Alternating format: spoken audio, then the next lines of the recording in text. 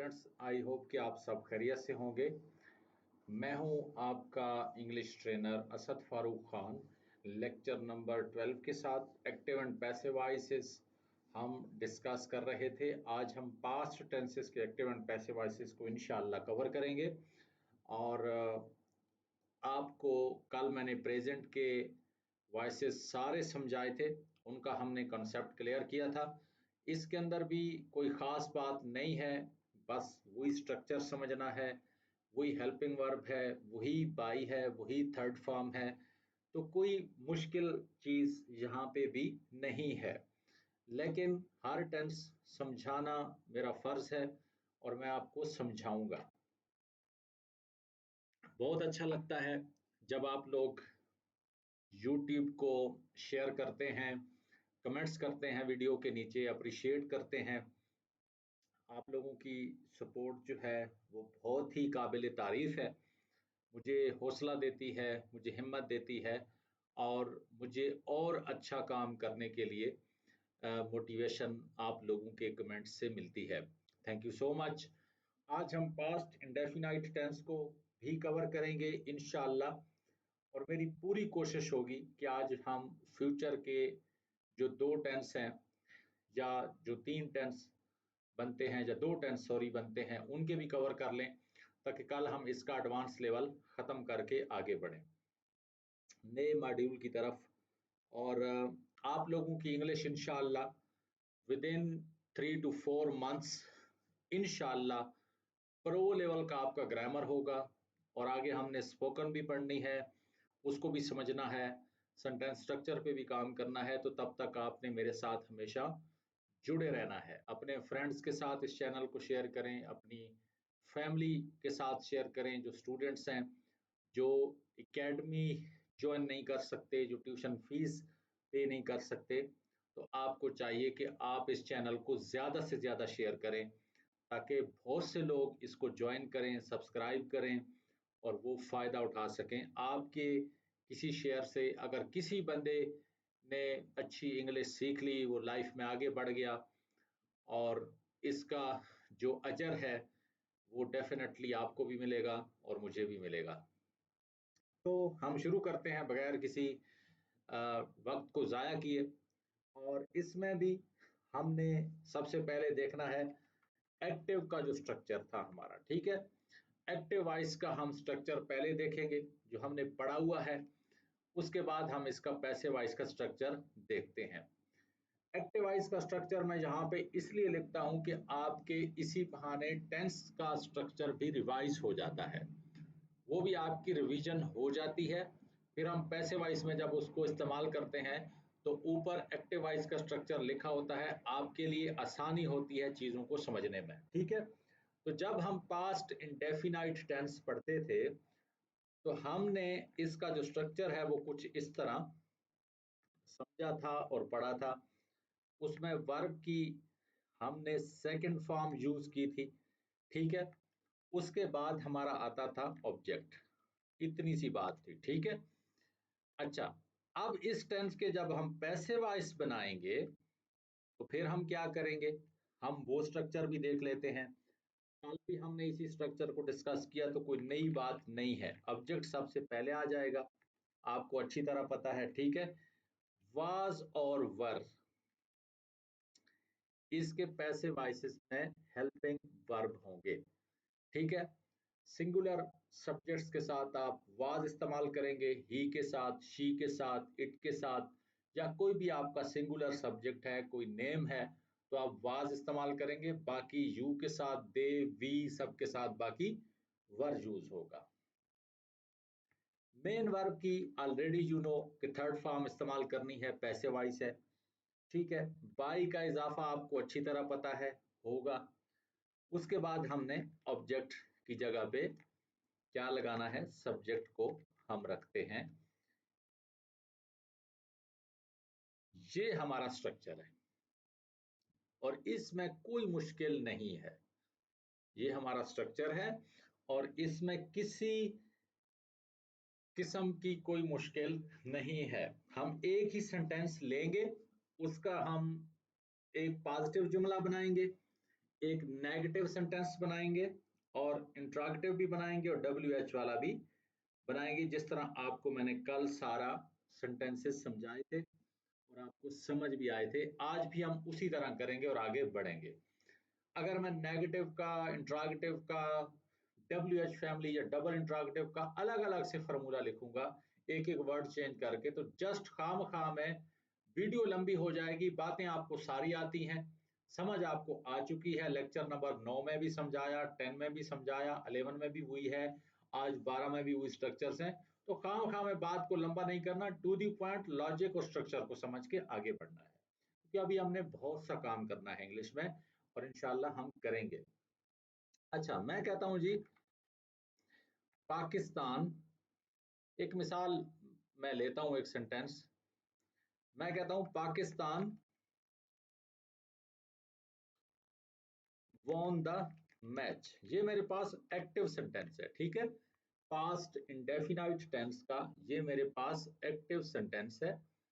और इसको मैंने क्या करना है, इसको मैंने अब पैसे में तब्दील करना है, ये वाला फॉर्मूला यूज करके, सिंपल, ठीक है। अच्छा, दी मैच, इधर मैं लिख भी देता हूं कि ये पैसे अब हम बना रहे हैं, ठीक है। अब सब्जेक्ट की जगह पे ऑब्जेक्ट को लाना है, तो जहां पे ऑब्जेक्ट हमारे पास क्या है, दी मैच है, क्योंकि मैच खेला, मैच जीता गया। जिस चीज पे काम होता है वो हमारे पास ऑब्जेक्ट होता है। तो दी मैच मेरे पास पहले आ जाएगा, क्योंकि मैंने पैसे वाइज के अंदर ऑब्जेक्ट को सब्जेक्ट की जगह पे लाना होता है। दी मैच, अब मैच एक है जो पाकिस्तान जीता है, तो ये सिंगुलर है। द मैच वाज वॉन, ठीक है। थर्ड फॉर्म भी वन, वॉन ही है, विन वॉन वॉन ये होती है, ठीक है।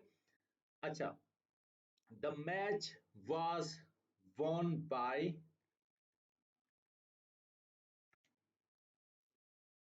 Was won by Pakistan. इतनी सी बात है, कुछ भी नहीं हुआ, पाकिस्तान सब्जेक्ट था, ऑब्जेक्ट की जगह पे चला गया, थर्ड फॉर्म इस्तेमाल हुई, वाज का हेल्पिंग वर्ब इस्तेमाल हुआ, बाई का इजाफा हुआ और दी मैच यहां पे आ गया, ठीक है जी। अच्छा, अब अब हम एक इसी जुमले का एक सवालिया, इसी टेंस का एक सवालिया जुमला लेते हैं। और इसके सवालिया जुमले जो थे आपको अच्छी तरह याद है कि उसमें हम यूज करते थे क्या, डिड। तो मैं कहता हूं, did you gave the books, did you gave the books. अब ये सवालिया जुमला है, ठीक है। अब ये सवालिया जुमला है, did you give the books, sorry, give इसलिए जहां पे इस्तेमाल हो रहा है क्योंकि यहाँ पे डिड जो है वो ऑलरेडी सेकंड फॉर्म है डू की। तो मैंने आपको ये बात टेंसेस में समझाई थी कि जब हम डिड यूज करते हैं तो फिर हम मेन वर्ब की फर्स्ट फॉर्म यूज करते हैं, क्योंकि ऑलरेडी यहाँ पे सेकंड फॉर्म यूज हो चुकी है। अच्छा, अब हमने क्या करना है कि अब आपने इसका पैसे वाइज बनाना है। तो पैसे वाइज हम कैसे बनाएंगे, पैसे वाइज के अंदर जो आपके हेल्पिंग वर्ब है आप वही वाले यूज करेंगे। ये नहीं कि अब आप इसी हेल्पिंग वर्ब को ही यूज करना शुरू कर दें, रटना नहीं है, लॉजिक को समझना है, बात को समझना है, ठीक है। तो पैसे वाइज के अंदर इसका बुक्स है, ठीक है। लेकिन हम क्या करेंगे, सबसे पहले हम लाते हैं हेल्पिंग वर्ब। मैं वाज को लाऊंगा, उसके बाद होता है हमारा सब्जेक्ट वाज ही। अब मैं वाज इसलिए लगा रहा हूं कि ये सब्जेक्ट सिंगुलर है, आपने बुक्स को नहीं देखना, ठीक है। यहाँ पे क्योंकि सब्जेक्ट पहले आएगा तो सब्जेक्ट की वजह से मैं वाज यूज कर रहा हूं, जो कि ही है और ही सिंगुलर है। और सिंगुलर के साथ हम वर यूज नहीं करेंगे, वाज यूज करते हैं। Was he given the books by you, बस इतनी सी बात है। तो बात समझाने की ये है कि जब आपके पास जुमला सवालिया हो तो आपने हेल्पिंग वर्ब उस टेंस का नहीं देखना, आपने पैसिव वॉइस के अंदर पैसिव वॉइस के ही हेल्पिंग वर्ब को यूज करना है हमेशा। ठीक है, तो ये चीज आपने ध्यान में रखनी है। ऐसा ना हो कि रट्टा लगा लें, इसी डिड को ही यहाँ पे ले आए और यहाँ पे लगा के आप इसका बाई का इजाफा करके थर्ड फॉर्म यूज करें, तो वो बात गलत हो जाएगी। तो इतनी सी बात है, इसका आप जो है वो आपकी अब ये साथ में असाइनमेंट है, इसका WH वाला एक जुमला आपने मुझे बना के दिखाना है, वो आप बनाएंगे। ठीक है, अच्छा इसका मैं एक और जुमला भी बना देता हूं, असद प्लग्ड द फ्लावर्स। ठीक है, इसका मैं पैसिव बना देता हूं, और पैसिव कौन सा है, आप जहां पर देखें the flowers were plucked by Asad, बस इतनी सी बात है। अब जहां पर फ्लावर्स है, बहुत से फूल हैं, तो मैंने क्या यूज किया, वर यूज किया। ठीक है जी, इतनी सी बात है, अदरवाइज कोई मुश्किल नहीं है। बस इस स्ट्रक्चर को समझ लिया तो आपकी बात समझो बन गई। इस स्ट्रक्चर को कल भी मैंने आपको कहा था कि नहीं भूलना, और इसको आप जैसे ही प्रॉपर यूज करेंगे तो किसी भी टेंस का जुमला हो, आपके लिए इंशाल्लाह वो जुमला जो है वो मसला नहीं बनेगा, आपको वो समझ आएगी। दूसरी टेंस को देख लेते हैं, पास्ट कॉन्टिन्यूअस टेंस। इसके पैसिव वॉइस भी हम देख लेते हैं। इसको मैं थोड़ा सा बोल्ड कर लेता हूं ताकि आपसे मिक्स ना हो, और इसके फिर हम पैसिव वॉइस भी बना लेते हैं, हमारे लिए मसला नहीं है। बात फिर हुई है, इसका एक्टिव स्ट्रक्चर पहले देख लेते हैं, आपका रिवाइज भी हो जाएगा, और उसके बाद मैं आपको पैसिव स्ट्रक्चर लिखाता हूं। एक्टिव स्ट्रक्चर इसका क्या है, पास्ट कॉन्टिन्यूअस टेंस का, वो हमारे पास क्या होता था, सब्जेक्ट पहले आता था सेंटेंस में, आपको पता है। ठीक है, सॉरी इसके साथ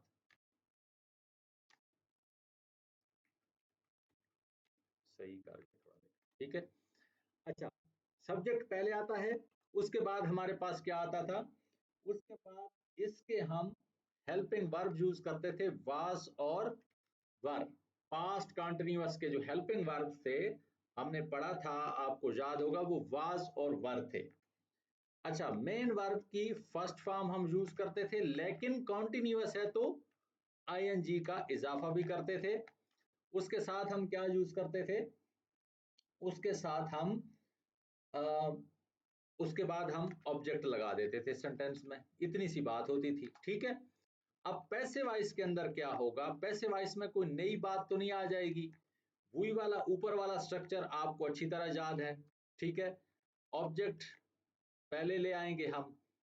ठीक है, उसके बाद हम क्या करेंगे, ऑब्जेक्ट के बाद हम वही वाले हेल्पिंग वर्ब इस्तेमाल करेंगे, वाज और वर। लेकिन क्योंकि मैंने यहाँ पे थर्ड फॉर्म यूज करनी है और आईएनजी की कंडीशन को भी हमने पूरा करना है, तो वाज और वर के साथ बीइंग का इजाफा होगा, और बीइंग के बाद हम यूज करेंगे मेन वर्ब की थर्ड फॉर्म, क्योंकि पैसिव वॉइस में तो हमें ऑलरेडी पता है कि हम हमेशा थर्ड फॉर्म ही यूज करते हैं। उसके बाद क्या होगा, बाई, और बाई के बाद हमारा क्या होगा, सब्जेक्ट आ जाएगा। बाई के बाद हमारा सब्जेक्ट आ जाएगा ऑब्जेक्ट की जगह पे। इतनी सी बात है, इसको जब हम करेंगे तो हमारा फिक्रा जो है वो पैसिव वॉइस में तब्दील हो जाएगा। इसको मैं आपके लिए हाईलाइट भी कर देता हूं। अच्छा ठीक है, अब मैं एक ही फिक्रा ले लेता हूं इसका, mister Asad was teaching English. ठीक है, अच्छा mister Asad was teaching English. अब ये देखिए मेरे पास एक्टिव इस इस फार्मूले के तहत मैंने ये फिक्रा लिखा है, इसका हमने पैसे वाइज बनाना है। आप प्रैक्टिस के लिए कोई भी फिक्रा ले सकते हैं, कोई भी सेंटेंस बना सकते हैं। कितने ढेरों फिक्रे हैं, इंटरनेट से उठा लें कोई फिक्रे, उनके पैसे बनाएं। जितनी आप प्रैक्टिस करेंगे आपको स्ट्रक्चर याद रहेंगे। याद रखिएगा, practice makes the man perfect. आप अगर प्रैक्टिस नहीं करेंगे, आप अगर मेहनत और लगन के साथ काम नहीं करेंगे, देखिए मैं अपने हिस्से का काम कर रहा हूं, मेरी पूरी कोशिश है कि मैं अपना बेस्ट दूं, आपको जितना मैं ज्यादा सिखा सकता हूं सिखा रहा हूं।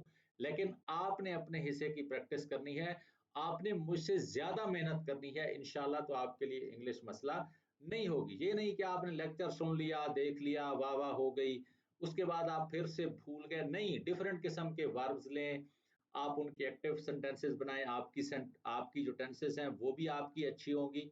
आप उनके पैसे वाइज बनाएं उन्हीं उन्हीं सेंटेंसेस के, तो आपके पैसे वाइज की प्रैक्टिस भी अच्छी होगी। अच्छा, अब मैं क्या करता हूँ, इंग्लिश को पहले ले आऊंगा क्योंकि इंग्लिश ऑब्जेक्ट है तो ये सब्जेक्ट की जगह पे आ जाएगा। इंग्लिश वाज बीइंग, अच्छा, टॉट बाय मिस्टर असद, इतनी सी बात है।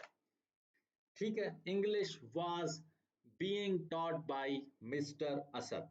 ठीक है, ये हो गई। अब इसका नेगेटिव अगर बनाते हैं तो वही होगा, English was not being taught by mister Asad. बस, सवालिया, नफी सवालिया, डबल इंटरोगेटिव आपने खुद बना के मुझे दिखा देना है, मैं देख लूंगा, कोई मसला नहीं है।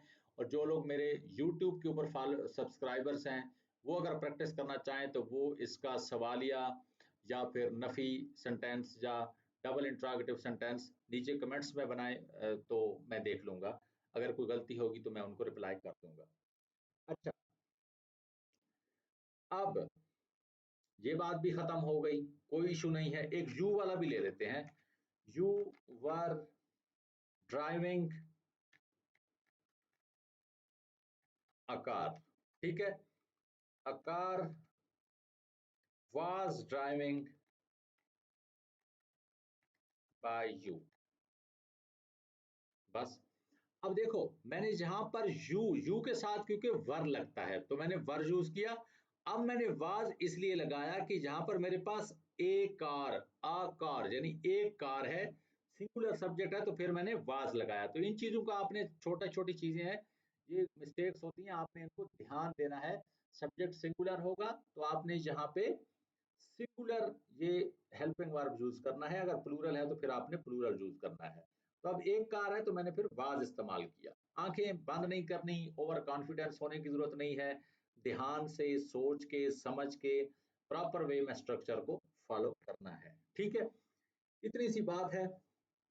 आगे हम चलते हैं इंशाल्लाह। नेक्स्ट टेंस है हमारे पास, और नेक्स्ट टेंस हमारे पास है पास्ट परफेक्ट टेंस। ये हमारे पास है next tense, past perfect tense. इसको मैं थोड़ा सा हाईलाइट कर देता हूं आपके लिए, ताकि आपको इशू ना हो समझने में, मिक्स ना हो। इसको नीचे ले आते हैं। अच्छा, पास्ट परफेक्ट टेंस हमने पढ़ी थी, हमने समझी थी। पैसे वाइस वाले सेंटेंसेस को मैं अंडरलाइन कर देता हूं, जस्ट आपकी समझ के लिए, ताकि आपको पता हो कि ये पैसे वाइज सेंटेंसेस हैं। अच्छा, हमने पास्ट परफेक्ट टेंस पढ़ी थी और उसका हमने एक्टिव स्ट्रक्चर भी समझा था, और वो कुछ इस तरह था, अगर आपको याद हो। अगर नहीं याद तो चलो यहाँ पर अब आपकी रिवीजन हो जाएगी। अच्छा, इस तरह का स्ट्रक्चर था। कैसा स्ट्रक्चर होगा, कोई नई बात तो नहीं है। सब्जेक्ट पहले आता था, ठीक है, उसके बाद क्या आता था, सब्जेक्ट के बाद क्या आता था, सॉरी इसको मैं आप लोगों के लिए थोड़ा तरतीब को ज्यादा फोकस करता हूं, अदरवाइज लेक्चर के दौरान इन चीजों की केयर करने की जरूरत नहीं है। लेकिन मैं चाहता हूं आपको हर चीज में बड़ा प्रॉपर वे में, ऑर्गेनाइज वे में थोड़ा सा समझाऊं, तो इसलिए मैं लाइन की भी केयर कर रहा होता हूँ बार बार कि सीधी नहीं आ रही, टेढ़ी आ रही है, फिक्रा जो है ना वो इधर उधर बिखरा हुआ ना हो आप लोगों को, ताकि अच्छी तरह से समझ आए। अच्छा, हमारे पास सब्जेक्ट पहले आता था, उसके बाद हम यूज करते थे हैड, और हैड के बाद हम यूज करते थे क्या, मेन वर्ब की थर्ड फॉर्म, ठीक है। अच्छा, और उसके बाद हम ऑब्जेक्ट यूज करते थे। हमारा एक्टिव सेंटेंसेस का ये फार्मूला था। अब पैसिव का जो फार्मूला है वो कौन सा होगा? अब यहां पर देखें, मैं एक चीज आपको रोज कहता हूं कि रटने की जरूरत नहीं है, रटने की जरूरत नहीं है, रटा ना लगाया करें। यहां पर आप देखें तो अब यहां पर हैड का हेल्पिंग वर्ब यूज हो चुका, थर्ड फॉर्म भी यूज हो चुकी। अब पैसिव वॉइस के अंदर क्या चीज है जो होनी चाहिए? एक, इसमें बाई का इजाफा रहता है, और हैड के बाद हमने सिर्फ बीन लगाना है, बात खत्म, और सबके साथ हैड बीन ही लगेगा। तो बस मेरा स्ट्रक्चर तैयार है, ऑब्जेक्ट प्लस आपका क्या आएगा, हैड बीन, ठीक है। हैड बीन का हेल्पिंग वर्ब आएगा पैसिव वॉइस में, और उसके बाद आएगी मेन वर्ब की थर्ड फॉर्म, और थर्ड फॉर्म के बाद बाई का इजाफा, ठीक है, और बाई के बाद आपका सब्जेक्ट चला जाएगा ऑब्जेक्ट वाली जगह पे, इस तरह बात खत्म हो गई, ठीक है। अब हम एक सेंटेंस लेते हैं, he had sung a song, he had sung a song, ये हमारे पास एक्टिव सेंटेंस है, हैड इस्तेमाल हुआ, सिंग, सॉन्ग, संग, ये हमारे पास संग जो है वो थर्ड फॉर्म इस्तेमाल हुई, ये हमारे पास अ सॉन्ग जो है, जो चीज गाई गई वो गाना था, ये हमारे पास ऑब्जेक्ट है, तो ये मेरे पास ऑब्जेक्ट सेंटेंस है। तो अभी क्या आएगा, a song had been sung by he him में तब्दील हो जाएगा। आंखें बंद करके 1 सेकंड लगा है, फिक्रा एक्टिव से पैसिव वॉइस में कन्वर्ट हो गया, क्योंकि मुझे स्ट्रक्चर आता था, मुझे लॉजिक आता है, मुझे तरतीब पता है, बात खत्म, ठीक है। कोई मसला नहीं है यहाँ पे घबराने का। A song had not been sung by him, had a song been sung by him, सवाल यह हो गया, had a song been sung by him, ठीक है, had a song been sung by him, ये कन्वर्ट हो गया। अच्छा, हाँ, had a song been sung by him, when had a song been sung by him, कब गाया गया, तो ये भी हमने बना लिया, ठीक है। चौथा टेंस हमारे पास है past perfect continuous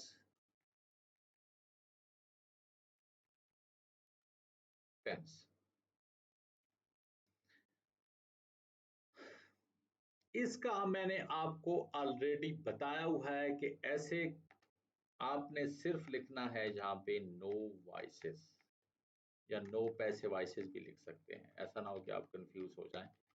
no passive voices, इस टेंस के पैसिव वॉइस नहीं बनते तो हम नहीं बनाते, हमें क्या टेंशन है खाम खाम है पंगा लेने की, ठीक है, नहीं बनते। मैंने आपको इसलिए यहाँ पे लिखाया है कि आपको याद रहे, अदरवाइज मैं जबानी भी बता सकता था कि इस टेंस के नहीं बनते, लेकिन फिर भी मैं इसको यहाँ तरतीब में लिखता हूँ कि भाई नहीं बनते।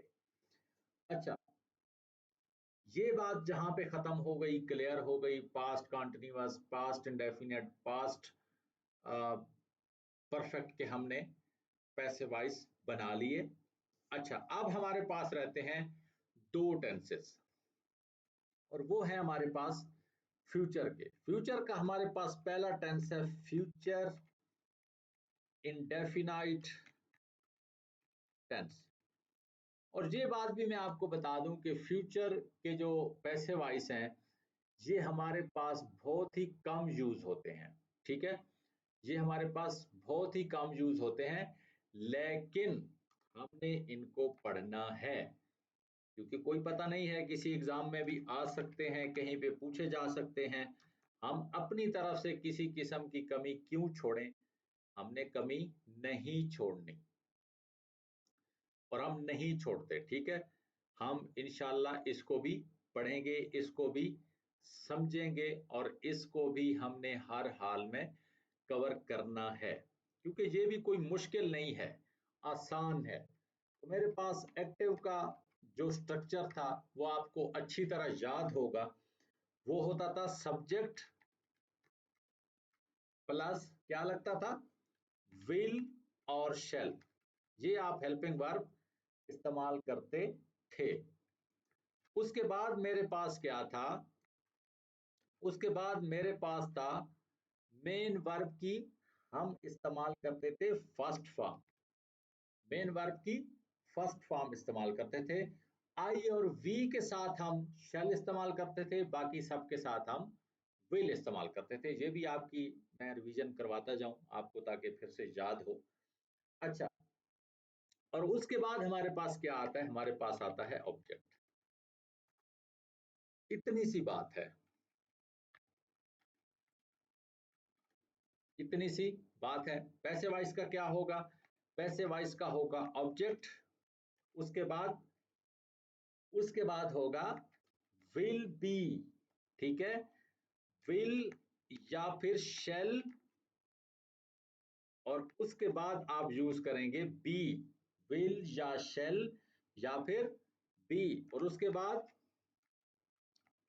मेन वर्ब की आपने यूज करनी है कौन सी form, third form, third form आपने यूज करनी है। उसके बाद आपने बाय लगाना है, उसके बाद आपने ऑब्जेक्ट लगाना है, बस बात खत्म।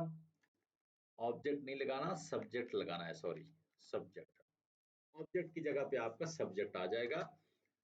अब आपके लिए बात हो जाएगी आसान, अब कोई मसला नहीं है क्योंकि आपने स्ट्रक्चर को समझ लिया। अब हमारे लिए किसी भी किस्म का मसला नहीं है। लेकिन मैं फिर बता रहा हूं, फ्यूचर इंडेफिनाइट टेंस और फ्यूचर परफेक्ट टेंस के पैसे वाइज बहुत ही कम यूज होते हैं, लेकिन हमने सीखने हैं, हमने समझने हैं। किसी एग्जामिनर की कोई गारंटी नहीं है कि वो कहीं से भी हमसे कोई पूछ ले, किसी पेपर में आ जाए, किसी एग्जाम में आ जाए। तो हमें हर तरह से तैयार रहना चाहिए और हमें हर तरह से हर टेंस की प्रैक्टिस करनी चाहिए। अच्छा, इसका भी हम एक दो जुमला ले लेते हैं just to understand the structure. He will teach you, he will teach you. अच्छा, अब मैं क्या करूंगा, यू को पहले ले आऊंगा, ठीक है। यू विल बी, टीच का third form taught by him, he him में तब्दील हो जाएगा, तो मेरा फिक्रा क्या हो गया, पैसिव में तब्दील हो गया। You will be taught by him, you will not, you will not be taught by him, negative हो गया, ठीक है। अच्छा, will you be taught by him, सवालिया हो गया। when will you be taught by him, interrogative, double interrogative हो गया। तो सारे सेंटेंसेस हमने जहां पे बना लिए, देख लिए, कोई मसला नहीं है, बहुत ही आसान है, बहुत ही आसान है। हमें किसी भी किस्म की डरने की जरूरत नहीं है, किसी किस्म की परेशानी की जरूरत नहीं है, ठीक है। अच्छा, नेक्स्ट टेंस भी हम देख लेते हैं, वो है future continuous tense. Future continuous tense है, इसको भी हम देख लेते हैं। इसके भी नो पैसिव वॉइस, याद रखिएगा, इसके भी नो पैसिव वॉइसेस, इसके पैसिव वॉइस नहीं बनते। मैंने कल पिछले बैच को एक असाइनमेंट दी और उसमें मैंने जानबूझ के इसके पैसिव वॉइस बनाए थे, जस्ट उनको चेक करने के लिए कि क्या वो इसका नोट करते हैं कि सर आपने तो कहा था इसके नहीं बनते। तो माशाल्लाह सारे स्टूडेंट्स को याद था, सब सारे स्टूडेंट्स को कॉन्सेप्ट याद था और उन्होंने मुझे फौरन कहा कि सर आपने कहा था इसके नहीं बनते। मुझे बड़ी खुशी हुई कि ये बातें भूलते नहीं हैं, ये याद रखते हैं, कंसेप्ट इनको नहीं भूले। अच्छा, तो मुझे खुशी हुई। आपने भी इसी तरह मेहनत करनी है, चीजों को भूलना नहीं है। फ्यूचर परफेक्ट टेंस, इसको देख लेते हैं। हमारा इसमें ये तीसरा टेंस है, फ्यूचर परफेक्ट टेंस, फ्यूचर के अंदर, ठीक है। इसको नीचे ले जाते हैं ताकि आपको कोई मसला ना बने, कंफ्यूज ना हो आप। एक्टिव वॉइस का हमने इसका स्ट्रक्चर ऑलरेडी पढ़ा हुआ है, समझा हुआ है, और वो कौन सा था एक दफा फिर रिपीट कर लेते हैं। सब्जेक्ट था हमारे पास, उसके बाद हमारे पास था विल या फिर शैल, ठीक है, और उसके बाद था हमारे पास हैव, ठीक है, और उसके बाद हमारे पास था मेन वर्ब की थर्ड फॉर्म, ठीक है, और उसके बाद हमारे पास था ऑब्जेक्ट। इतनी सी बात है, ठीक है। तो हम क्या करेंगे, पैसिव वॉइस अब बनाएंगे, और पैसिव वॉइस में हम कुछ नया थोड़ी करेंगे, वही बात है, कंसेप्ट है। अब तो हमें ये याद हो गया, अब तो हमारी बस ये नस नस में रच गया ये वाला कंसेप्ट, ये वाला लॉजिक, ये वाला स्ट्रक्चर। अब हमारे लिए पैसिव वॉइस मसला नहीं रहे, अब हमारे लिए पैसिव वॉइस मसला नहीं रहे और ना रहने चाहिए। अच्छा, ऑब्जेक्ट के बाद विल या फिर शेल, और उसके बाद हमने क्या लगाना है, हैव बीन। अब लगेगा हैव बीन। अच्छा, और फिर ये बात तो हमें अच्छी तरह पता है कि मेन वर्ब की थर्ड फॉर्म लगेगी, और मेन वर्ब की थर्ड के बाद फिर हम क्या करेंगे, बाई का इजाफा करेंगे, और बाई के बाद हमने क्या करना है, बाई के बाद हमने करना है सब्जेक्ट, सब्जेक्ट लग जाएगा, तो हमारा सेंटेंस क्या हो जाएगा जनाब, कंप्लीट हो जाएगा। अच्छा, अब हम कोई भी सेंटेंस लेके उसका एक जुमला बना लेते हैं ताकि हमें याद रहे, ऊपर वाला स्ट्रक्चर थोड़ा सा प्रैक्टिकली देख लेते हैं। शी विल, लाइन क्यों आ रही है, इसको हटा देते हैं।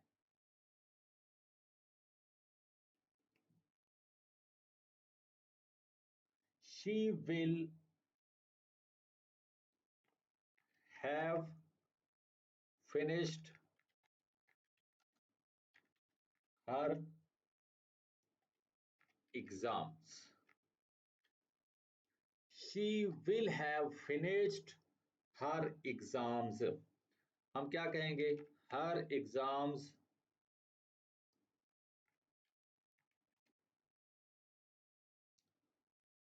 हर exams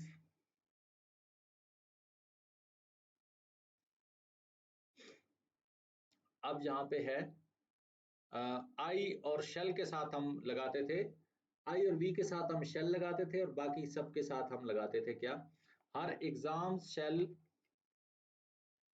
sorry, will have been finished by हर, ठीक है। हर exams will have been finished by हर। ये हर जो आया है, ये तो मैंने सारा यही वाला उठा के जहां पे लगा दिया, क्योंकि सब्जेक्ट की जगह पे मैं ऑब्जेक्ट को ले आया, और ये वाला जो शी है वो इस हर में कन्वर्ट हो गया, क्योंकि मैंने आपको कहा था कि ये जब ऑब्जेक्ट की जगह पे आएगा तो फिर ये ऑब्जेक्टिव फॉर्म में आएगा, ना कि सब्जेक्टिव फॉर्म में आएगा। इसके अब आप जितने भी जुमले बना लें, ठीक है, नेगेटिव बना लें, डबल इंटरैक्टिव बना लें, कुछ भी बना लें, आपके लिए अब इशू नहीं है। और इसका कम यूज है, लेकिन फिर भी आप इसकी प्रैक्टिस पूरी करेंगे। मैं आपको इसकी जब असाइनमेंट दूंगा तो वो पूरी असाइनमेंट्स दूंगा। Future perfect tense, future perfect continuous tense.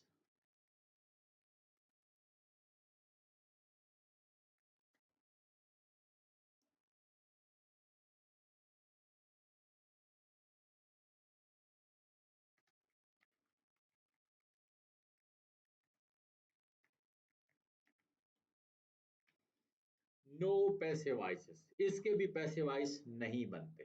ठीक है, तो आपके सारे टेंसेस के पैसिव वॉइस क्लियर हो गए, कवर हो गए, सारे कंसेप्ट्स क्लियर हो गए। फिर भी आपको कोई कंफ्यूजन हो, किसी किस्म का सवाल हो, कमेंट्स में पूछ सकते हैं।